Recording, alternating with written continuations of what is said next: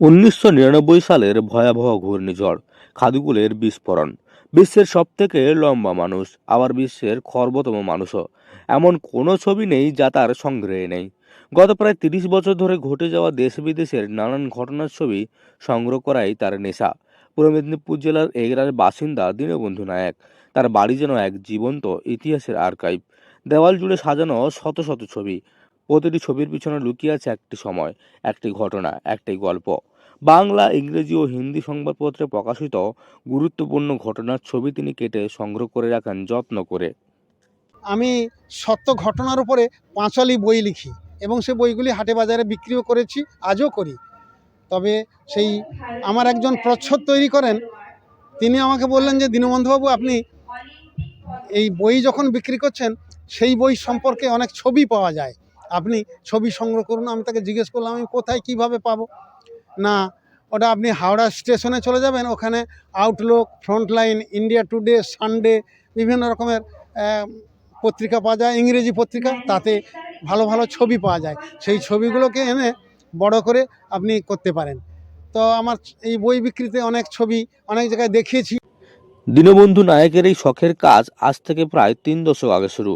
একসময় তিনি সত্য ঘটনা অবলম্বনে পাঁচালী বই লিখতেন। সেই বই বাজারে বেশ জনপ্রিয় হয়েছিল। পাঠকের কাছে গ্রহণযোগ্যতা পেয়েছিল তার লেখা। একদিন তার বইয়ের পশ্চাৎকার দেখা একটি পরামর্শ দেন। হাওড়া স্টেশন থেকে বিভিন্ন পত্রিকা কিনে ছবি সংগ্রহ করতে বলেন। সেই কথাতেই বদলে যায় তার জীবনের পথ। প্রথমে শখের বসে শুরু, তারপর ধীরে ধীরে তার নেশায় পরিণত হয়। প্রতিদিন নিয়ম করে খবরের কাগজ পড়া, গুরুত্বপূর্ণ ছবি কেটে রাখা, তারিখ ও ঘটনার বিবরণ লিখে সংরক্ষণ করা। এভাবেই চলতে থাকে তার সংগ্রহের যাত্রা। আজ তার সংগ্রহে রয়েছে প্রায় ২,৫০০-এরও বেশি ছবি। প্রধানমন্ত্রী থেকে শুরু করে মুখ্যমন্ত্রী, বড় রাজনৈতিক ঘটনা, প্রাকৃতিক বিপর্যয়, বিস্ফোরণ, দুর্ঘটনা, আবার সমাজের অজানা অনেক তথ্য ধরা আছে সেই ছবিতে। শুধু বড় ঘটনা নয়, সাধারণ মানুষের জীবনের ছবিও রয়েছে সেখানে। এই সংগ্রহ শুধু ঘরে আটকে রাখেন না তিনি।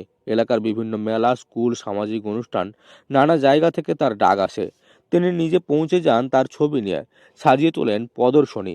মানুষ ভিড় করে দেখতে আসে, আগ্রহ নিয়ে শোনে গল্প।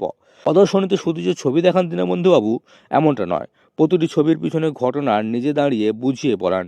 কোন বছর কি ঘটেছিল, কেন তা গুরুত্বপূর্ণ, সবকিছুই মনে রেখেছেন তিনি। তার কথায় এই কাজ থেকে খুব বেশি রোজগার হয় না, তবে তাতে তার কোনো আক্ষেপ নেই। কারণ এই কাজ তিনি ভালোবেসেই করেন, শখের টানে। তার কাছে এই ছবি শুধু কাগজ নয়, এগুলো স্মৃতি, ইতিহাস। গত ৩০ বছরে সমাজের প্রতিচ্ছবি তার এই নীরব সাধনায় সংরক্ষিত হয়ে থাকছে সময়ের অমূল্য দলিল। পূর্ব মেদিনীপুরের এগরা থেকে মদন মাইতির রিপোর্ট, লোকাল 18 বাংলা।